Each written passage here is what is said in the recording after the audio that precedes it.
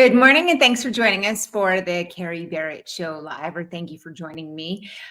If you have watched this program before, you know that I use this live stream to repurpose into a podcast, and I'm changing up the way that I structure this live stream a little bit. So if you are joining us live, which is anybody who's watching this right now, remember to go ahead and drop your questions and comments in the chat.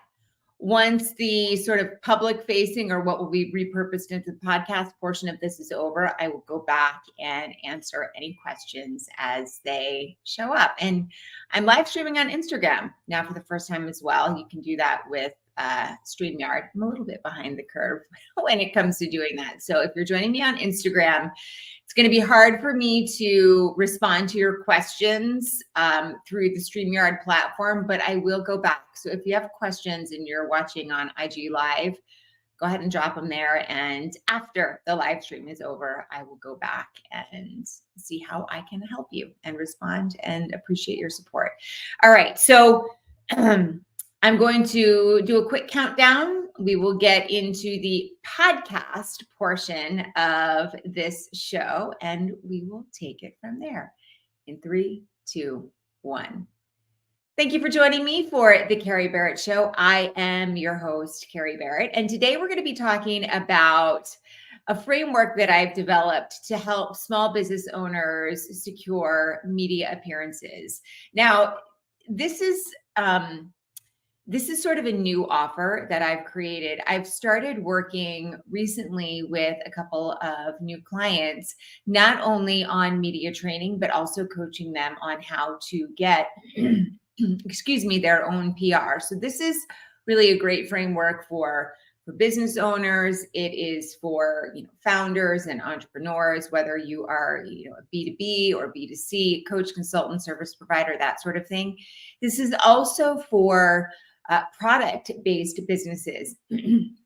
While the elements of your pitch might be slightly different, the process for understanding what makes a good pitch and then putting that together is exactly the same. And by the way, there is a resource that will walk you through this Pitch Perfect framework, and I'll drop a link to that in the comments so that if you'd like to have sort of a hard copy of what I'm about to walk you through today, you can. So a couple of things to note about where pitches generally fall short, or why they fall flat. Because it is a tricky thing. Media is not a guarantee. There's a lot of, not a lot, but there are some PR agencies who will make grandiose claims about, calling in favors with reporters and, what PR can provide you. And I'm here to tell you that there's no such thing as calling in favors with reporters, even if they're your buddies. They will not put a bad story on TV, or they will not quote a bad quote just because it's you who said it in their print or digital article. Whatever it is that you're pitching them absolutely has to have substance, and it needs to have meaning for their audience. And that meaning will differ slightly. And I'll get into that a little bit later on during the show and in subsequent episodes. But there's no such thing as calling in favors. And in fact, if you call in a bunch of favors, or try to, as somebody's in the PR industry, and you pitch a bunch of crappy stories to your journalist friends, you are very quickly not going to have any journalist friends. The other thing to keep in mind when you're pitching the media is that you can have an absolutely fantastic pitch, and for whatever reason, it doesn't land. It's because the news cycle is crazy, or the timing isn't right, or they've already secured an expert to talk about that particular element. So PR is not, I'm going to put together a great pitch and suddenly I'm going to be everywhere. That's just not how it works. And there are so many factors that are out of your control and are in fact out of the journalist's control as well. Most of that has to do with news cycle. The intentional elements that you can control as somebody who's making a pitch, business owner, founder, executive, what is it? Is to understand that your pitch is not a marketing pitch. A lot of pitches from people who don't fully understand perhaps what a journalist is looking for, excuse me, or what a show is looking for. And they talk about, let's pull an example. You have a new book and you are, in fact, we're working with a client right now. I'm working with a client right now who is pitching the media for a book. Well, he's not a noteworthy author yet. His book in and of itself is not newsworthy the way it might be if J.K. Rowling or, Tim Ferriss released a book. There has to be a newsy angle to his release. This particular client has written a book about the Green Bay Packers. I won't go into all of the details, but we're about to move into summer training camps and bigger picture, sort of creating family traditions as they center around sports. And so the pitch for the book is not this person wrote a book. The pitch is we're moving into early football season with summer training camps, and we're thinking about creating family traditions as well. So there's really like two elements of this, but it's newsy. It has a timely hook, meaning there's something going on in the world right now that makes this story relevant at this particular moment. So it's not a marketing pitch, it's a story pitch. And the way you think about creating your stories, again, will vary depending on what it is that you are looking to talk about.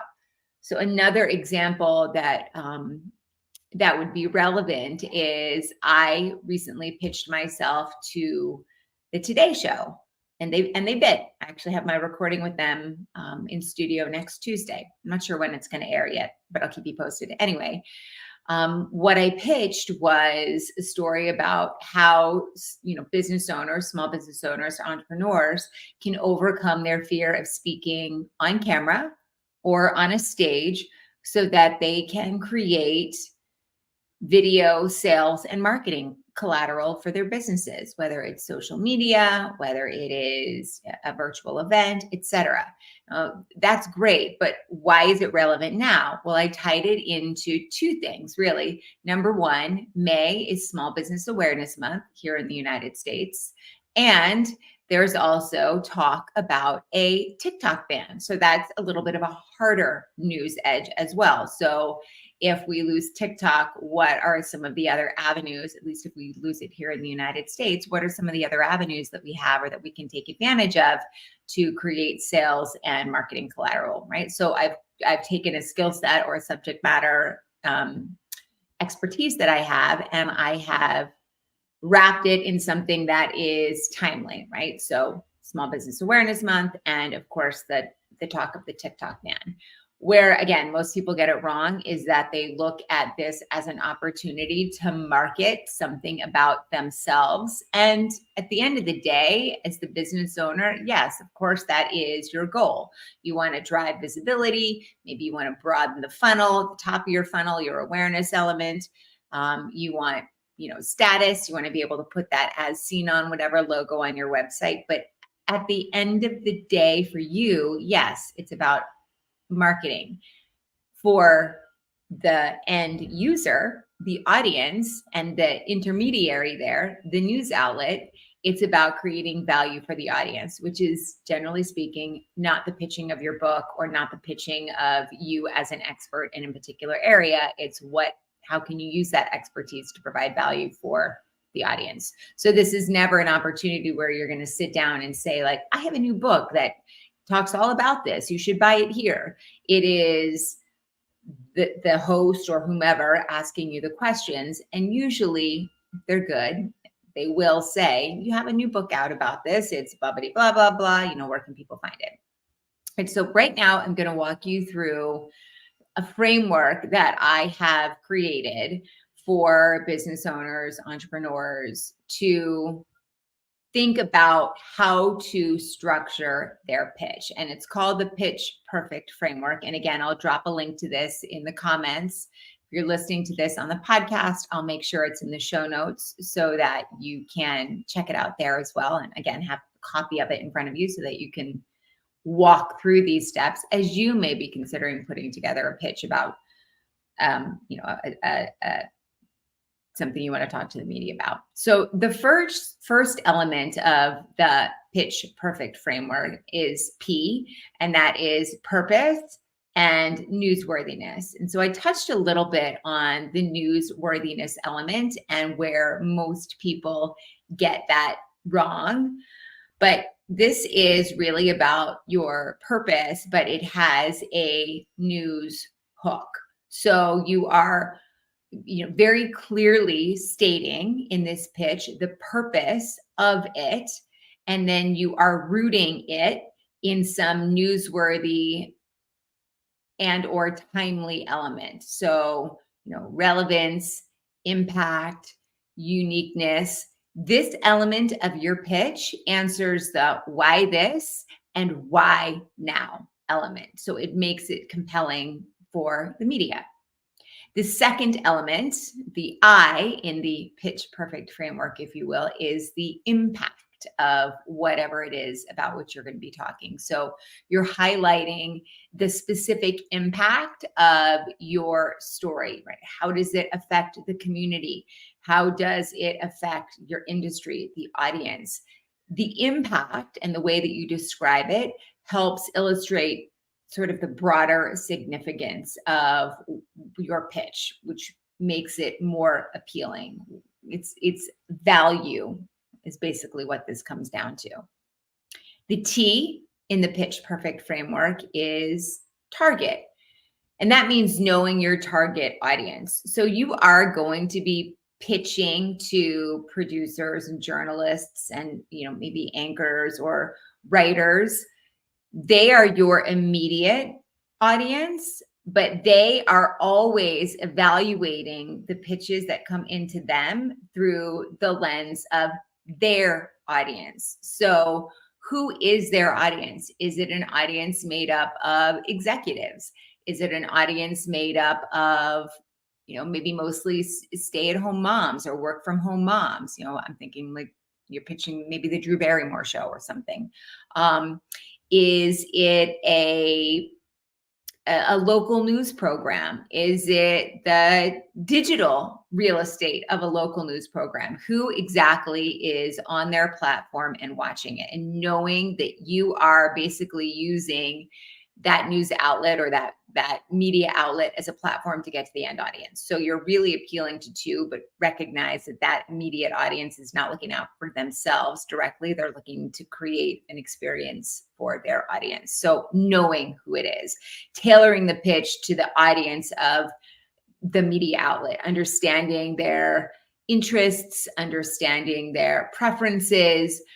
One of the examples that I'll use to illustrate exactly what this means is I have a friend now who is in sort of the career development and job development space. And she works with some college graduates to help them develop a career plan. Well, there are a slew of recent new college grads. And so she is pitching her local media stories about what the job market is like and how new college grads can navigate the job market and how they can plan for career development, et cetera, et cetera.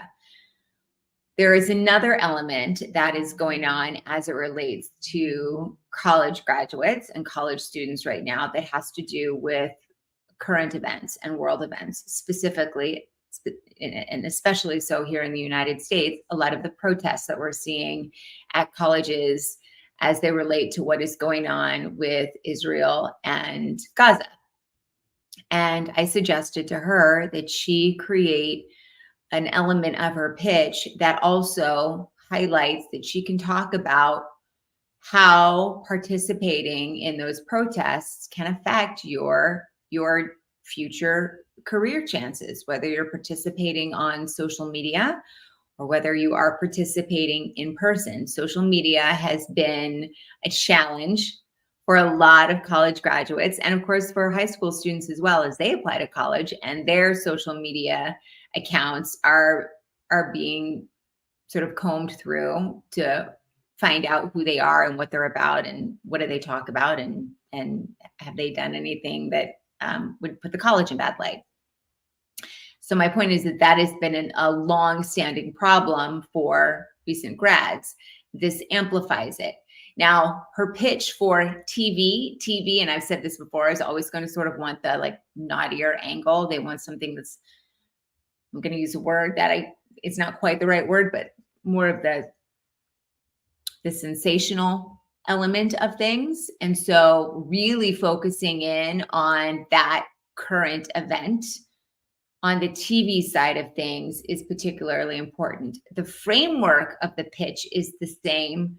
She might focus more on the challenges for college grads as they navigate a tough job market when she's pitching her, say, local newspaper, right? So TV is always going to want the thing that sounds a little more juicy. Doesn't necessarily mean that how you're going to talk about it in either medium is different, but it does mean the way that you frame it can be different depending, again, on the medium and specifically their audience.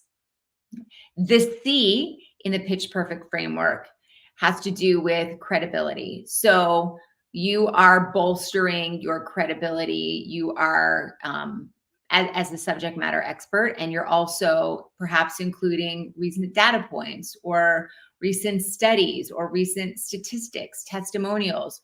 You will also include previous media coverage if you have it. When you're looking for a TV appearance or a podcast appearance, you might include video clips of your previous TV exposure or your previous podcast appearances. You might link to articles that you have been quoted in, I don't know, the Wall Street Journal or wherever else your name has appeared as a subject matter expert. Credibility will build that trust, and it will also enhance sort of the seriousness of your pitch, if you will. And then finally, you've got the H in the Pitch Perfect framework. You've got your hook. And this does align with the purpose that is sort of the beginning element of your pitch.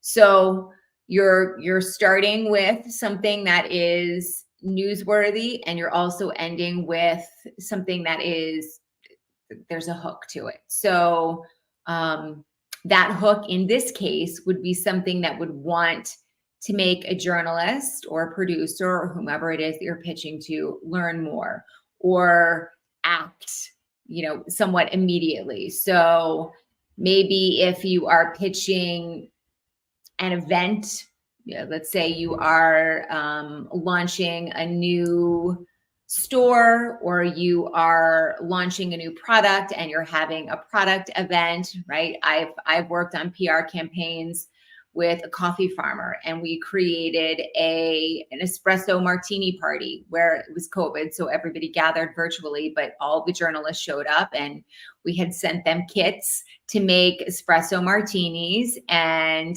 the farmer joined us and walked us through how to make the espresso martinis. And so that was the hook for that particular pitch. So it doesn't have to be an event, but it can be. They work very well. It can also be a significant announcement. It can be a question that piques curiosity. Whatever it is, there's an element that has a call to action, to use a business term. The interesting thing is that not all media exposure happens because you have made a deliberate pitch to the media. And I'll share a story that a client of mine and a friend shared with me just the other day. She happens to own a funeral home, and she had mentioned to me that it's in New Jersey, and recently, a couple of months ago, we had some pretty serious flooding in certain parts of the state.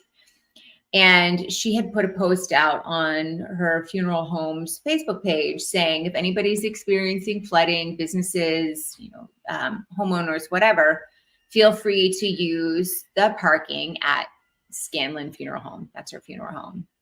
And she was inundated with thanks from the community on her Facebook page. And then that was picked up by Northern New Jersey television, she was quoted in several trade journals, et cetera, et cetera. And while that's not a direct client perhaps generating PR move. It is a branding PR opportunity for her. Her funeral home is not transactional. They're part of the community. They're well established. There is a great deal of like know and trust that bring people to her facility. You know, they're not the cheapest, but they have they provide a great experience and they're part of the community. So that particular opportunity for her was centered more on the branding, and it happened. There was no intention of publicity or press coming out of that, but it did. Now, how do you take these 5 elements, your purpose, your impact, your target, your credibility, and your hook, and how do you apply those elements when you are crafting your pitch? So I'll walk through a few of them, right? You're creating an introduction, brief introduction of who you are, very brief. Shouldn't come at the top. This should come usually down at the bottom. It's not your long bio that is on your company website or whatever. This is like 2 paragraphs max, right? The purpose and the newsworthiness. You apply that by, you know, directly stating the purpose of your pitch and linking it directly to its newsworthiness, right? So what is the data point? What is the statistic? What is the thing going on that makes this important now? Remember I said, why this, why now? That's where you answer that. Impact, describing the effect or the benefits, explaining why it's important. Your target audience, clearly identifying who will be interested and why. Credibility, right? So past media appearances, past credentials or quotes, in important statistics that may be related to your credibility, and then your hook, ending with a strong, compelling reason for the media to follow up. One of the challenges, and I'm going to jump very briefly into how to think about being present for a media opportunity, is that as a guest on, I'll use some sort of video platform, whether you're recording for a show virtually, whether you're showing up live in the studio, you're there to energetically support the host who is asking you questions. So even if you're not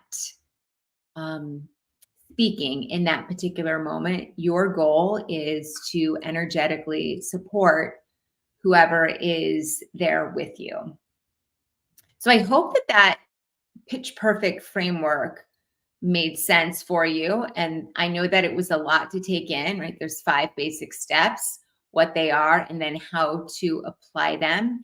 If you are interested in checking it out in a little bit more depth, you can click on the link in the show notes or the link that I just put up in the chat, and it will give you some additional information. What you'll also find on that link is a pitch template. Now, this is the template that I used to pitch my segment to the Today Show.